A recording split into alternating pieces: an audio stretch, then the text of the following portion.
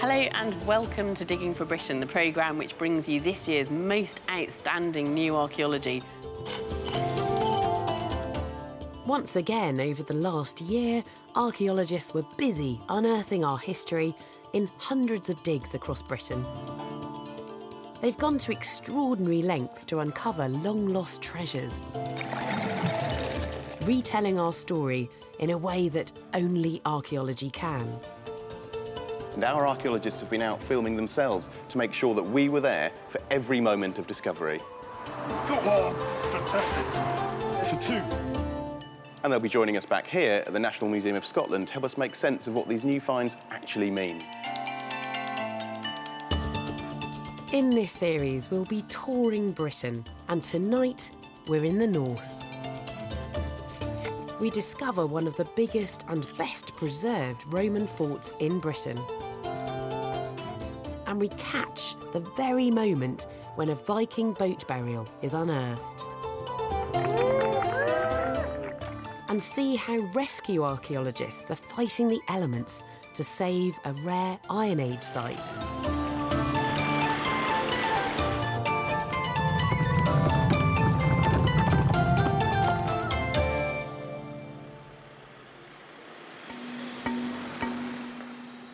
Over 1.5 million people visit the National Museum of Scotland every year.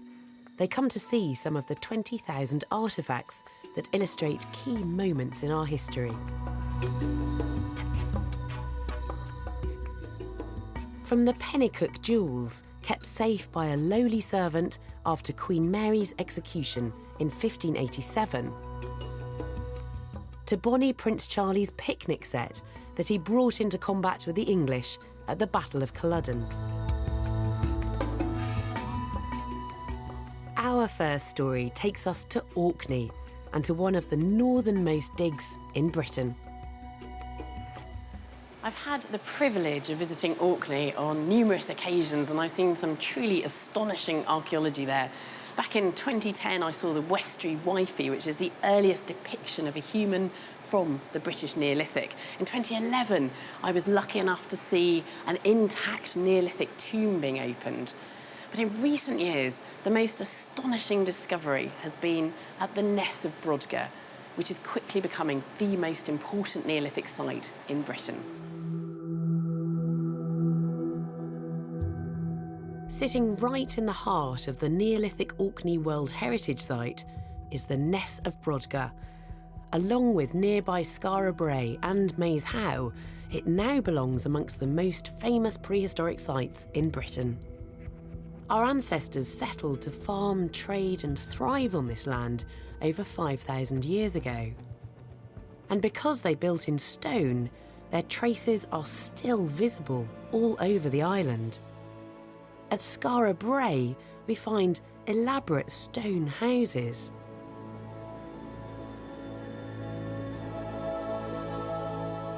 And at Maze Howe sits a huge chambered tomb for the dead.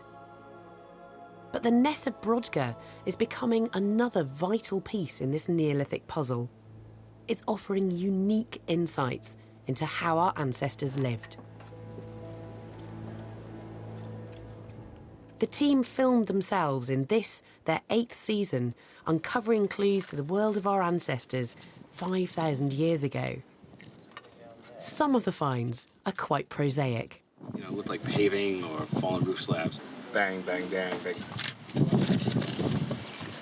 And I was able to see a really pretty orange sandstone artifact. And some artefacts tell of a confident trading people who roamed the nearby seas. The person who made this, and the people who used it, and the people who saw it at the Ness of Brodgar back in the Neolithic, would have recognised an object which invited parallels with Shetland. In other words, this is an object being made by somebody and used by somebody down here who was aware of traditions of making tools that stretched up through the Northern Isles and up to the Shetland archipelago. It's clear that the Ness of Brodgar is important to people in Orkney, but exactly how it was used remains a mystery. But some of the artefacts are pointing to something which could be interpreted as ritualistic, something sacred. What we're dealing with here is a fragment of a very classic later Neolithic artefact called a mace head. Like many mace heads at the Ness, we tend to find them in fragmentary conditions. They're broken. A mace head is part of a blunt Stone Age weapon or tool. Now, some of these might have broken during use, but archaeologists believe that others could have been ceremonially decommissioned. We're getting deposits of objects like these at the Ness, which suggests that perhaps sometimes we might be dealing with a more deliberate act, where sometimes an object, because of its biography, because of who it was associated with in life, perhaps when that person died, that object had to be taken out of commission, deliberately broken in the way that people might have, broken swords at the end of a commission or taking weapons out of use. These broken mace heads are adding to a series of finds curated at the National Museum of Scotland. So what have we got here? Well, we have a selection of carved stone objects, all from Skara Brae, which is a settlement not too far away from Ness of Brodgar. Yeah. And there's been an awful lot of speculation as to what these things were, what they were for. I think people agree that they were certainly symbols of power. They could have been used as weapons, because you could deal somebody a pretty painful blow with one of these, or you could put cord around them and swing them around. And indeed, there's at least one skull that's got a depressed blunt fracture, so they could well have been used. With something like this, you could keep it in your fist and deal somebody a horrible blow with a spiky point. One of the things I really love about prehistory is finding objects like this, which are so intriguing and so enigmatic, and I don't think we'll ever really know what they were used for, but we can still really appreciate the art and the skill that went into making them. Oh, exactly. And clearly they would have selected beautiful, aesthetically pleasing stones, probably cobbles from the beach. And they wouldn't have had metal tools, obviously, so they would have used stone tools, sand, water, a lot of elbow grease. And many, many hours of work went into making something like this. These objects and the smashed pieces of stone maces from the Ness of Brodgar suggest that the Ness may have been a ritual site, and every day the team find more evidence. Here we've got quite a nice incised stone. You can see there's various lines crisscrossing each other here, forming kind of chevron, zigzags patterns here. And this is a kind of piece of Neolithic artwork that's been built into the main structure of the building. We're finding these sort of decorated stones built into all the walls, internally and externally, across the site. The archaeologists believe that this prehistoric artwork is further evidence that this was a ritual complex. And now Nick Card and his team believe that they have found the spiritual centre, a Neolithic temple. Here we're standing next to Structure 10, the so-called Neolithic Cathedral.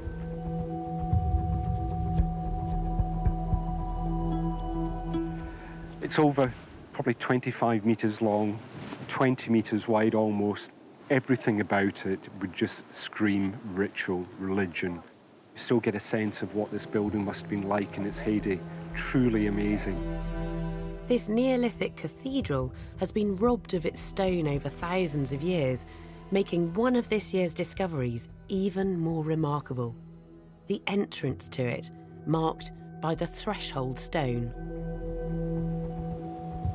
What we're standing on here is the original entrance. It's about 1.8 metres wide and almost a metre across. We'd always been a bit wary about where the entrance was, and because of the robbing, this was just not clear at all, as we knew that it had to be facing towards Maze Howe.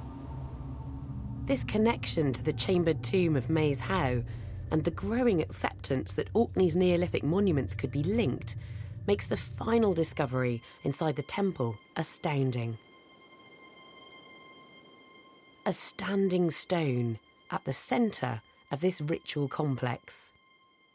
The archaeologists wonder, was this altar of central importance in Neolithic Orkney? Just half a mile away, you have Maze Howe, a few hundred metres away, Stones of Ness, and behind us on the skyline, the Ring of Brodgar. They all seem to be clustering around the Ness. And I think 5,000 years ago, It maybe wasn't the great stone circles, the Ring of Brodgar, the stones of Ness, which today kind of dominate our thinking of this landscape. It really is, it's Ness of Brodgar 5,000 years ago that maybe held that kind of very central position, and all these other monuments were maybe just peripheral to what was happening here. This important site really is shaping the archaeological world.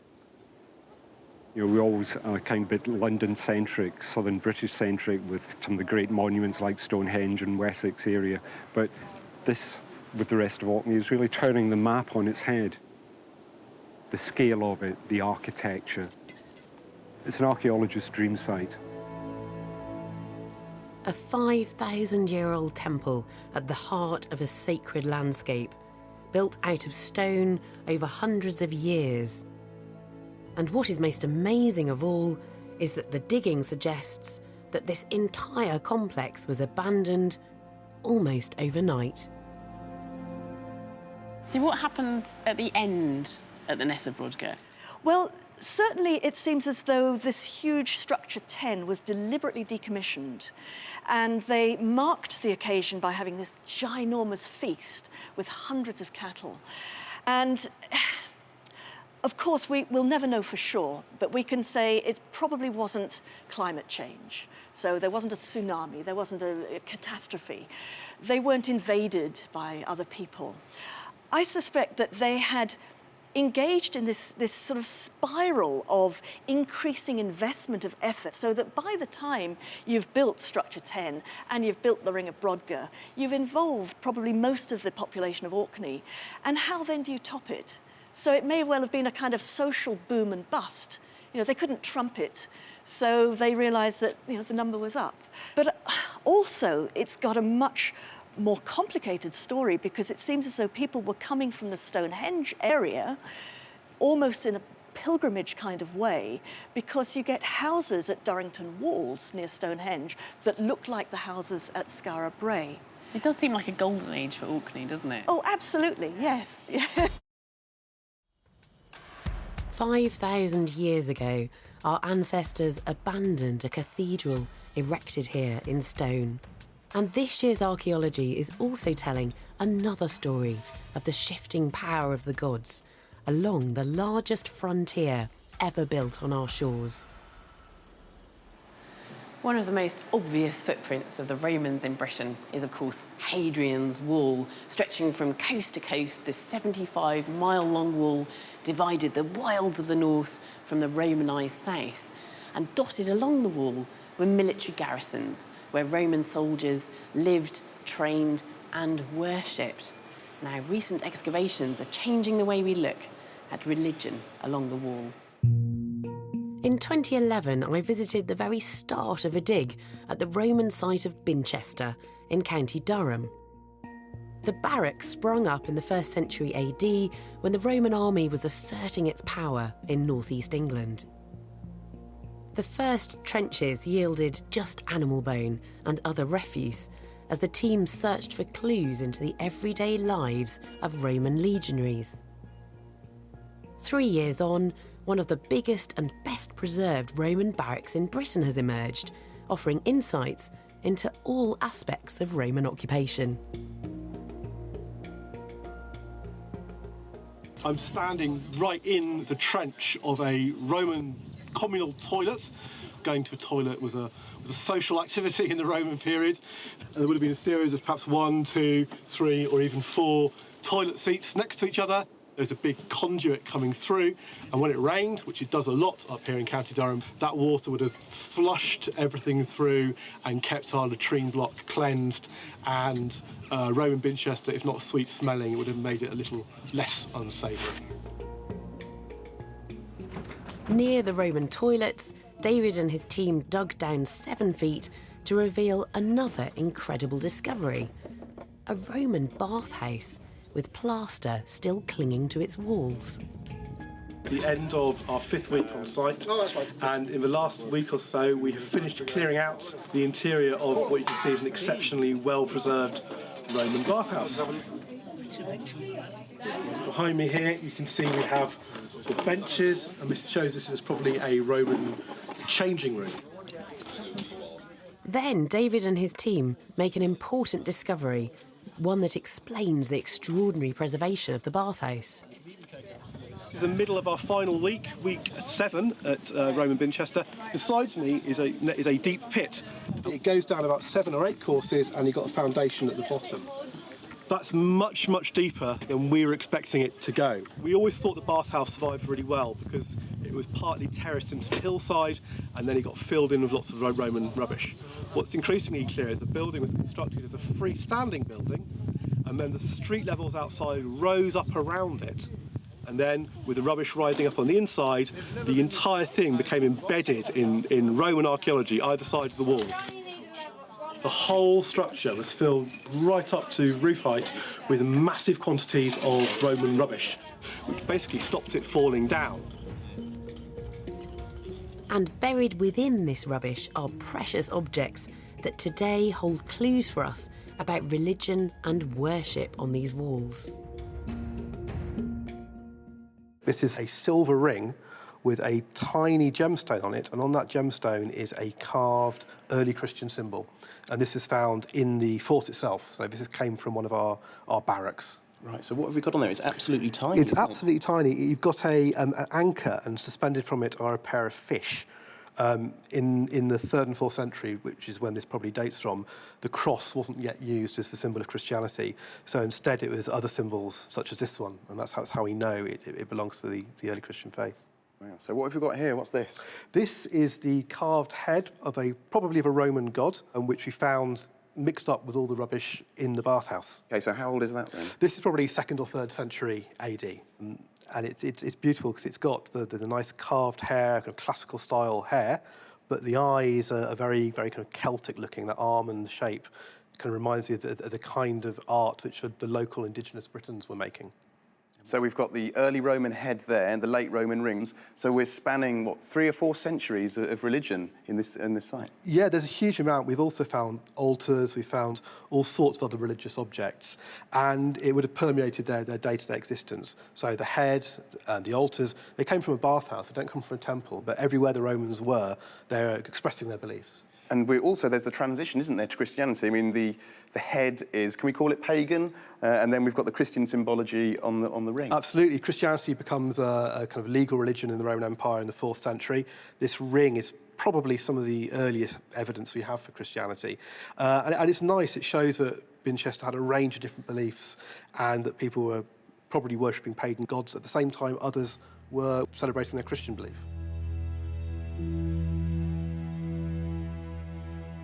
Almost 100 miles along the wall, a team in Maryport has made another important discovery about shifting religious beliefs on the Romans' great frontier.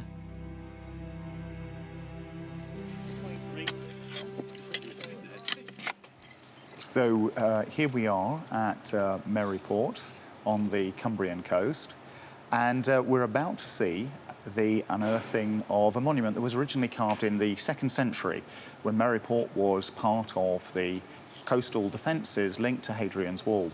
And you can see there some of my colleagues in action. That's the excellent Tony Wilmot, the site director, one of Britain's... That's lovely. What is that? Is that an altar? That is indeed an altar. Takes your breath away. We're going to get this altar out now, see if it's complete. I'm going to first of all get these big stones out, and then John's going to dive in and clean it up, so get cracking. And how close was this site to the wall itself? Well, Maryport is actually part of the Cumbrian coastal complex. So Hadrian actually extends the line of turrets and towers along the Cumbrian coast from Hadrian's Wall. So we're quite a way south of the actual wall. Is it complete? Yes, it is. Oh, dear. Oh, dear. And there you can see the text, IOM at the top. That's something to do with Jupiter, I know that. It is indeed. It's Jupiter, the best and the greatest, Jupiter Optimus Maximus. And below that, we can actually see who dedicated it. Prefect, Commanding Officer, VSLM. Set it up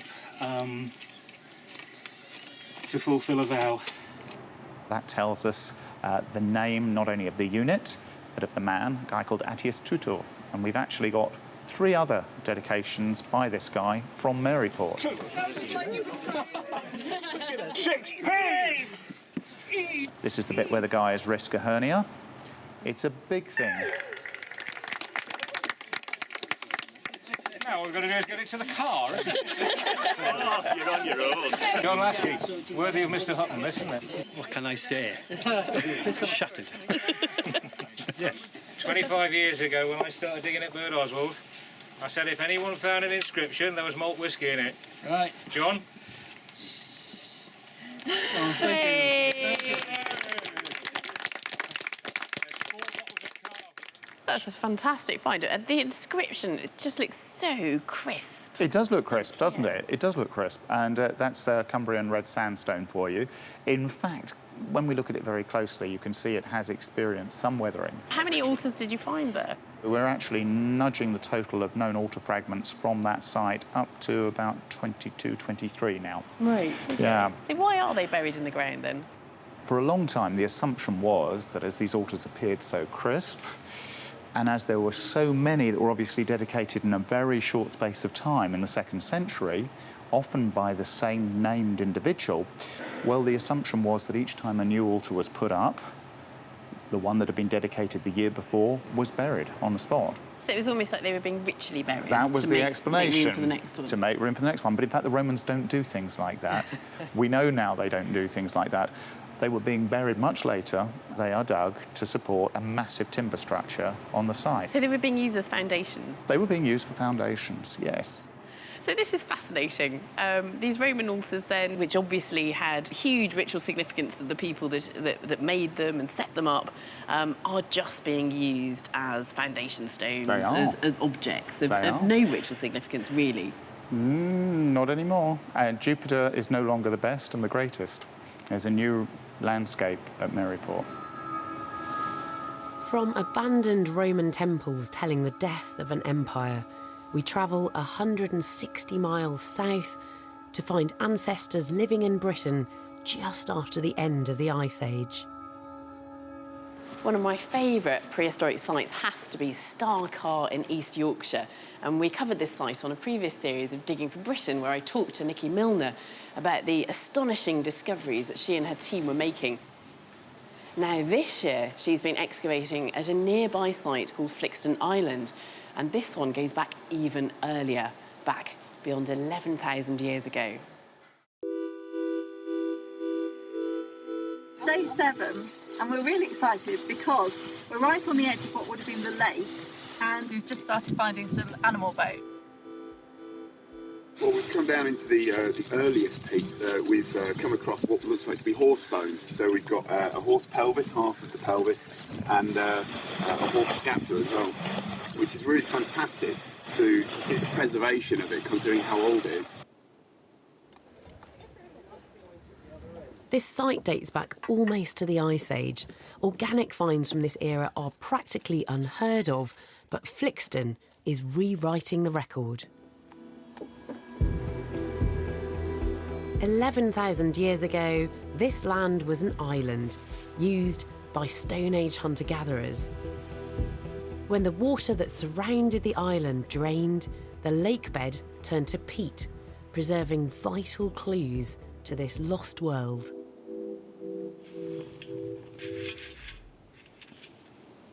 It's day 20 at Flixton Island, and I'm sitting in front of something very, very exciting indeed.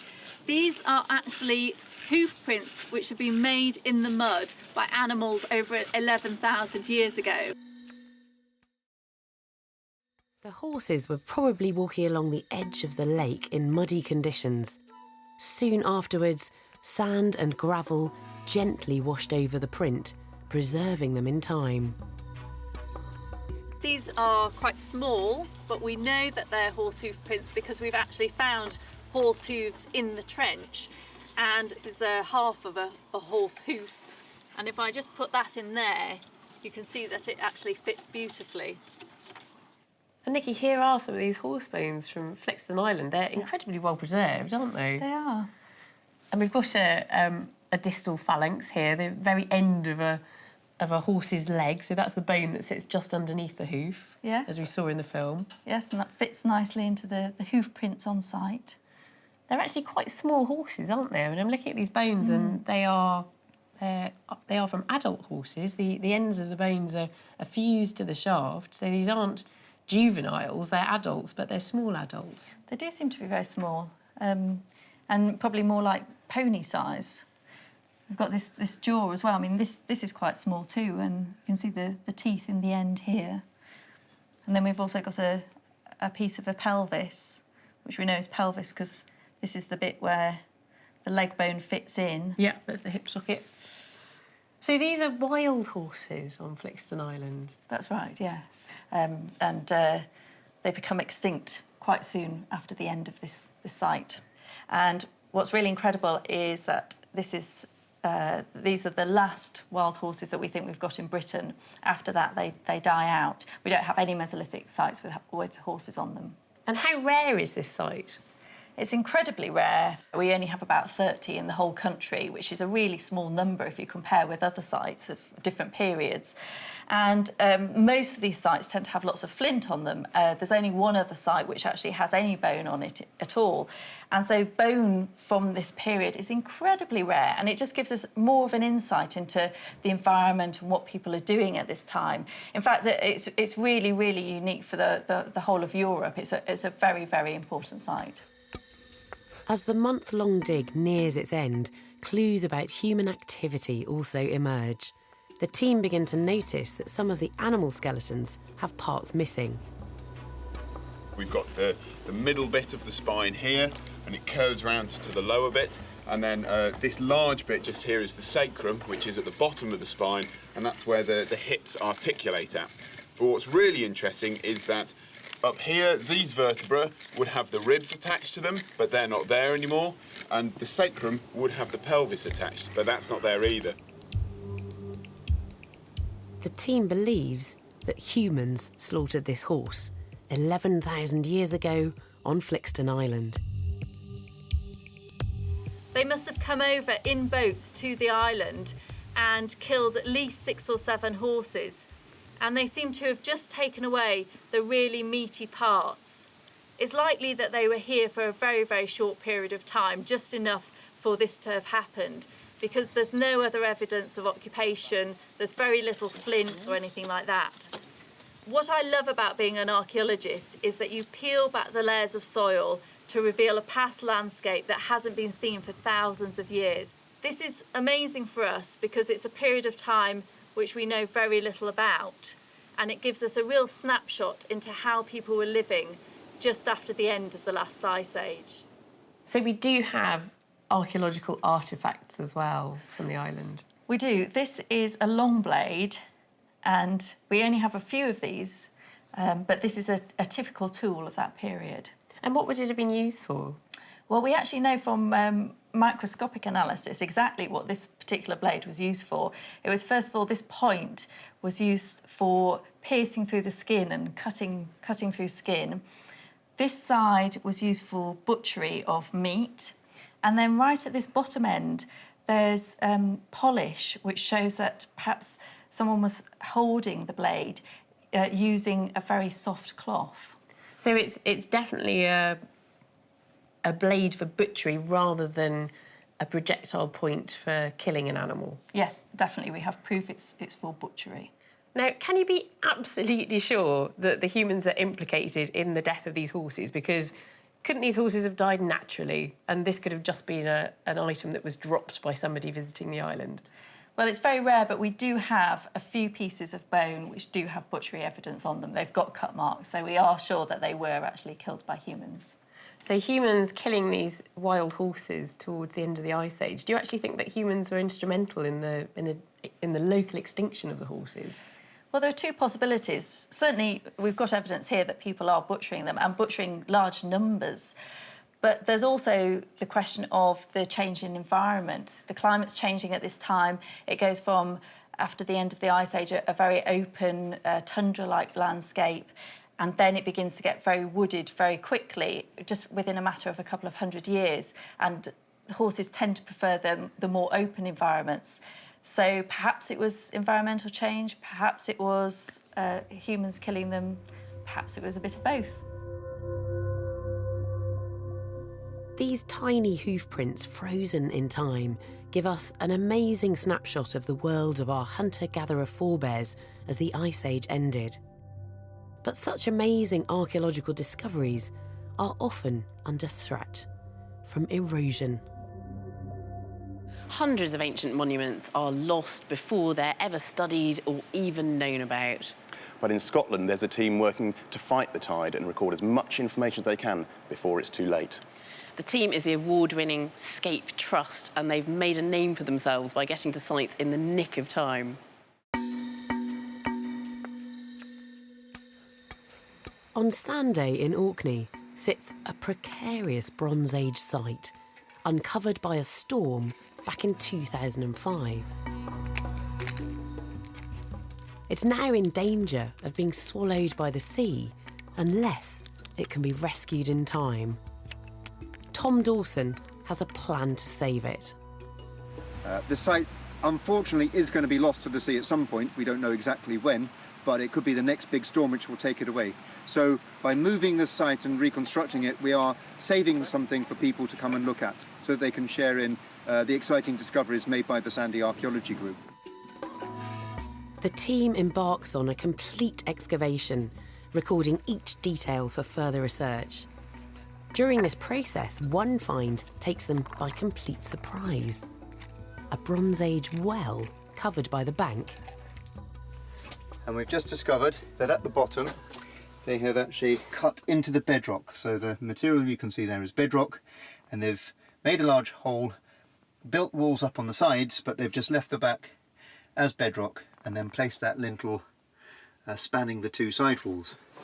And there is a gap, which I can put my hand up between the bedrock and the wall, and presumably what happens is the water would run down the bedrock here and then fill up this chamber. This structure is an astonishing addition to the already impressive site. But being so close to the sea, it has little chance of survival. So the team carefully dismantles it for the move to the Heritage Centre. We've had great support from the local community in Sandy, who've come out with their JCBs, their tractors and trailers, and everyone's mucking in and helping us to move the site from here several miles to the other side of the island.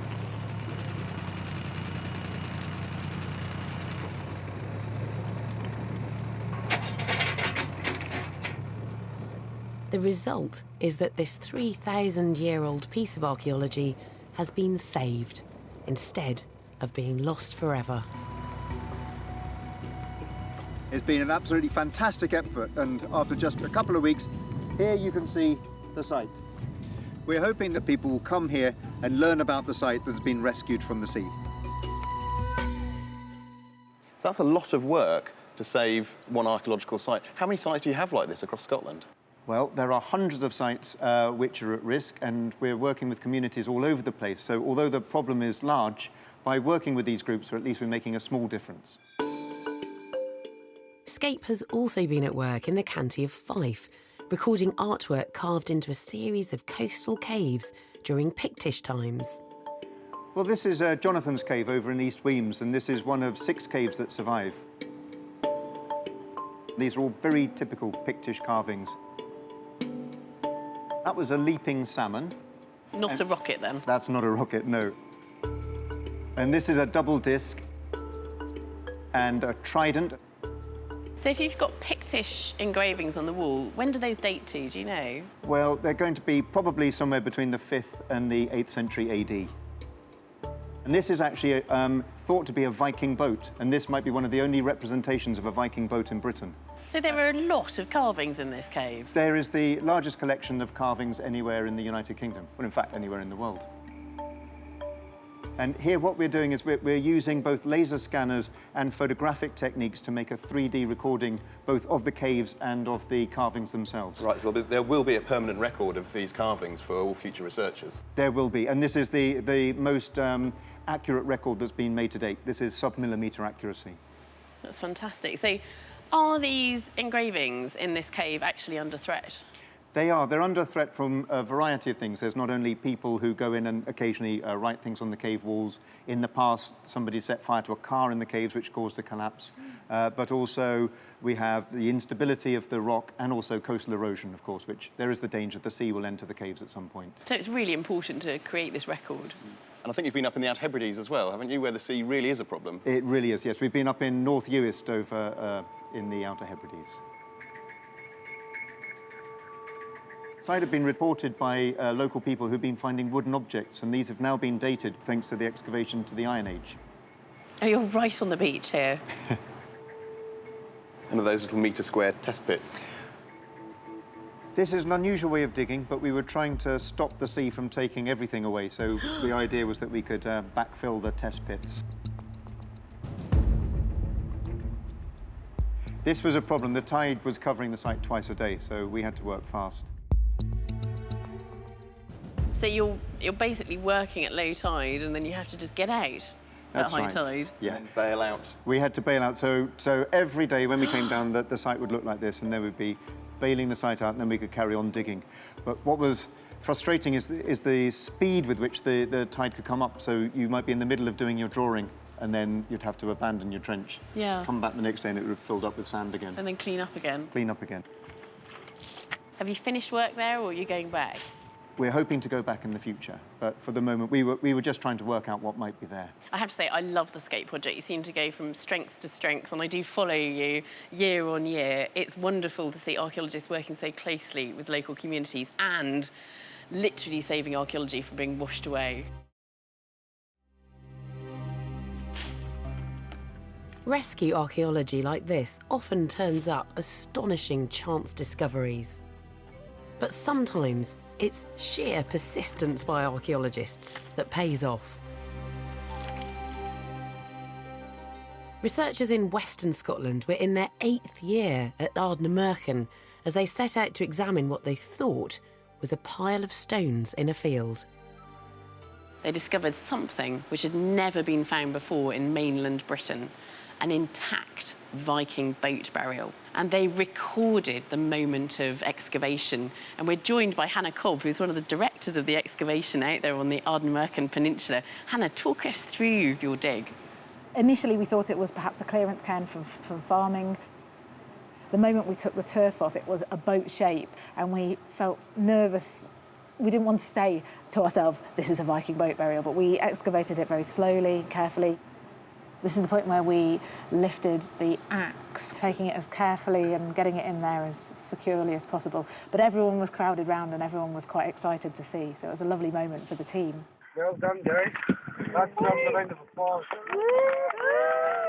And at that point, you knew it was a boat burial that you were looking at. Yeah, and as we got down through the layers, we began to find the artefacts and the fact that it was very clearly a boat shape. Wonderful, aren't they? Wow. So there's that axe head. There it is. It's amazing, and it's actually got the some of the wood from the handle that it would have been on still preserved within it. Just tell us about the sword. And the sword is fantastic. It's actually broken, but it wasn't broken when it was put into the grave. It's broken subsequently because of sort of all the things that happen to artefacts when they're in the soil. But it's made up of some amazing materials. It's got part of a sheath on it, and then on top of that, it's actually got this textile adhered on the outside of it. Oh, that's amazing. It's really amazing. All the way down there, you can see the detail. Oh my goodness, could that be the clothing of the Viking himself then? It certainly could, and the way it was laid out within the burial, it was against the side of the Viking, so probably pressed against either his clothes or her clothes or the material that was wrapped around them in death. It was a proper traditional Viking burial then, inside a boat?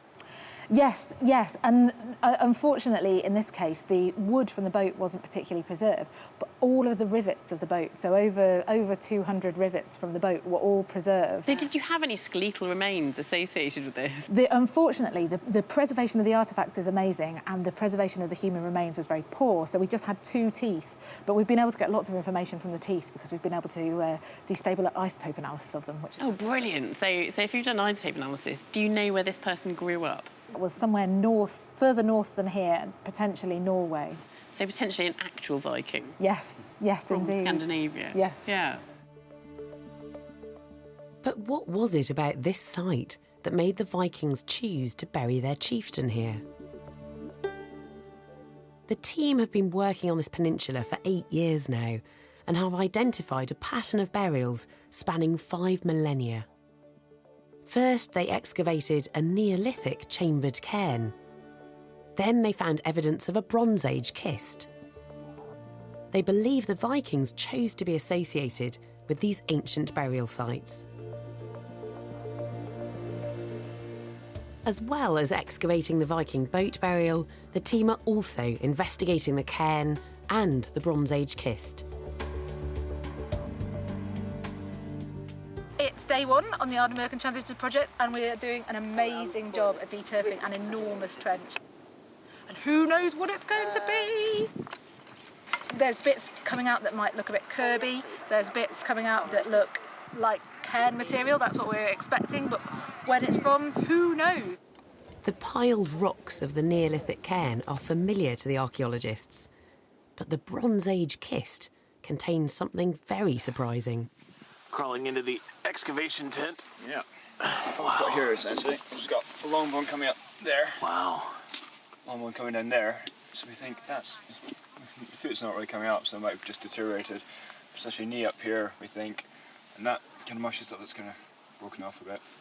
Probably the pelvis, and the skull fragments are coming up somewhere in here, so it's kind of count. So fetal almost. Yeah, crouched, kind of fetal information. Wow. Individual crouch burials in stone-lined kists were common in the Bronze Age. But after further examination, the researchers conclude that this kist contains the remains of at least 2 people, and this is very rare.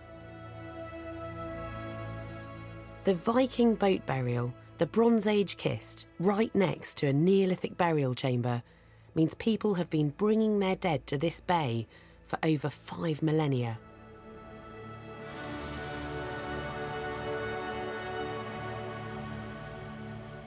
Wow, it's incredible to think of that being a cemetery site for that long. Yeah, I mean, it was obviously a really special landscape where people were burying their dead for a really long period of time. And I think the fact that the Neolithic tomb was built there and was obviously very visible within the landscape was something that then attracted people to come back again and again to the monument. And just picking up on that Bronze Age kist, the thing which really intrigued me from the video was that you found 2 burials in that kist. That is unusual, isn't it? It is. It's a very unusual thing. Traditionally, Bronze Age tombs, Bronze Age kists would have a single individual. And this wasn't just 2 people crouched, as you would also expect in the Bronze Age, but it was sort of disarticulated human remains, so bits of bodies mixed up. Potentially, people were recalling the practices that had occurred at this Neolithic tomb. Potentially, this was just the way that they venerated their dead here. Digs like Ardnamurchan tell us of long spans of ancient time with changing burial rituals. But sometimes archaeology and British history collide to paint a vivid snapshot of a single event. In the 15th century, the aristocracy, people like Richard III and his noblemen, threw lavish feasts and banquets complete with grand entertainment, music, games, and lots of drinking. A dig in North Yorkshire has uncovered a feasting hall from this period with evidence of revelry on an epic scale. But they've also discovered how one night the feasting and laughter came to a very abrupt end. For the last 5 years, a team of volunteers has been digging on the former estate of Sir John Conyers, a 15th century nobleman. Every day, the diggers find new treasures amongst the rubble. The site has kept the team busy, logging artefacts pulled from the ruins of this aristocratic banqueting hall.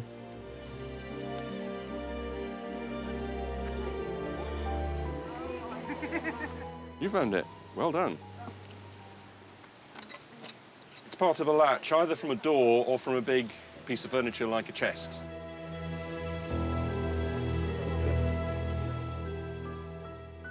This medieval hall was massive. It could hold upwards of 1,000 people. And in this hall, the powerful and influential met, the movers and shakers of the day. It was here that Conyers rubbed shoulders with King Edward IV and Richard III. This is a site where the important decisions on political power in England in the mid-15th century, the 1460s, the 1470s are made. The hall reflected Conyers' high social standing. And as the team dig further, they find artefacts left over from the lavish banquets that were thrown here. There we go, thank you. It appears to be part of a serving dish, either a meat panchion or what's known as a dripping pan, which was used to serve sizzling meat dishes at the table. So we've got a bit of food bone. By the size of it, it's a hunted species. We found a lot of evidence of people eating venison and boar, but sometimes other exotic species. Being able to afford to eat exotic foods, such as crane, peacock or beaver, was certainly a sign of high status. But it wasn't just the food that was posh. This is the handle of a 1-gallon wine jug. These would have been on the table to serve a half-pint drinking jug, usually of red wine, probably originating in the Bordeaux region of southern France. These feasts were integral to maintaining power and influence. But for the Conyers, their influence would not last. In 1485, Henry Tudor defeated Richard III, seizing the crown. So John Conyers went from being an ally of the king to being a real threat. Eric, what on earth happened to this feasting hall? It was attacked. A force, we believe acting on the orders of the Tudor government, was sat to the northwest of the building, and they attacked it with cannon. This is a piece of a cannonball. So this is a cannonball, you can be sure of that? Oh, we certainly can. You have a series of striations along the leading edge of it caused by it being fired and going through the barrel of the gun. So is that shattered on impact? It did. It was fired into the building and it shattered, bits flying everywhere. There are probably other bits lying in there that we've not been able to identify. Probably started the fire that destroyed the building and the collapse event which succeeded the fire, causing the vast area of rubble that we found. So what exactly had Conyers done to annoy the Tudors? He was intimately associated with the previous regime. He carried the sceptre at Richard III's coronation. He was made a Knight of the Garter by King Richard III. He is alleged in 1487 to have been conspiring with King James III of Scotland to place the Earl of Warwick, who was in prison in the Tower of London, on the throne in place of Henry Tudor. So essentially he was on the wrong side? He was most definitely on the wrong side. And what about this pottery then? Is this high status pottery? It is very high status pottery. It was imported from Flanders, from Belgium, and would have been displayed prominently at the high table and on the buffet that would have adjoined it. So this little piece of pot, I mean, what would that have been part of? It's a half-pint wine jug. You can imagine the consequences of drinking half pints of red wine on a regular basis. We found evidence in the form of dislodged healthy human front teeth. Another stranger things like severed digits from statues. We have three severed fingers from statues, clearly. So these feasts could be quite rowdy affairs, yes. Oh, yes, indeed, yes. Beautiful pottery, though. It is. It's a type of pottery called lusterware that was very popular in the mid to late 15th century. And it's still lustrous as well. It is I like indeed, that. yes. So we've got this this family led by Conyers himself, who were very influential, very wealthy, and we're seeing a snapshot really of them, presumably at the height of that wealth Indeed, and influence. Yes. What happens after this? The family's influence and power declines. After 1513, it just disappears. By 1580, they've declined into obscurity. Conyers' downfall is documented by history and the destruction of his hall by archaeology. From Tudor banqueting halls to hoof prints leading us to Ice Age butchers to temples and Roman gods fallen from grace. Well, it has been a fantastic year, so good luck to all our archaeologists in the north as they continue digging for Britain. It's good night from him. And it's good night from her.